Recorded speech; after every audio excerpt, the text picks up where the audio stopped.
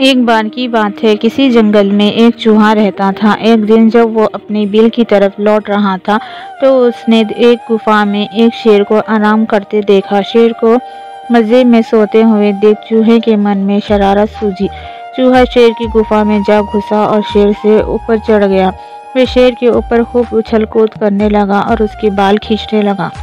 चूहे की शरारत से शेर की नींद खुल गई और उसने चूहे को अपने नुकीले पंजों में दबोच लिया। चूहे ने जब शेर के पंजे में खुद को पाया तो वो समझ चुका था कि शेर के गुस्से से अब उसे कोई नहीं बचा सकता और अब जिसकी मौत तय है।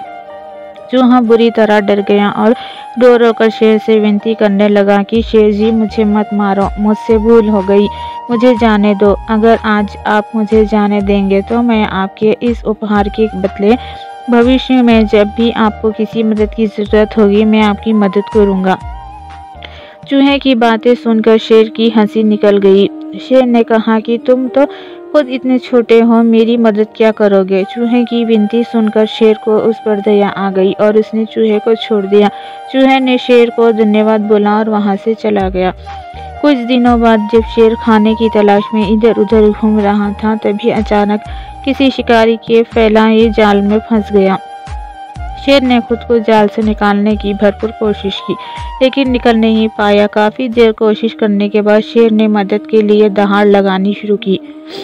उसी वक्त वो चूहा उधर से गुजर रहा था। उसने शेर की दहाड़ने सुनने की आवाज़ सुनी। वो भागकर शेर के पास गया और शेर को जाल में फंसा चौंक गया। उसने बिना देर करते हुए अपने नुकीले दांतों से जाल को काटना शुरू किया और कुछ ही देर में उसने पूरे जाल को काटकर शेर को आज़ाद कर दिया। चूहे की इस मदद से शेर की आंखें भर आई और नम आँखों से शेर ने चूहे को धन्यवाद किया और दोनों वहां से चले गए।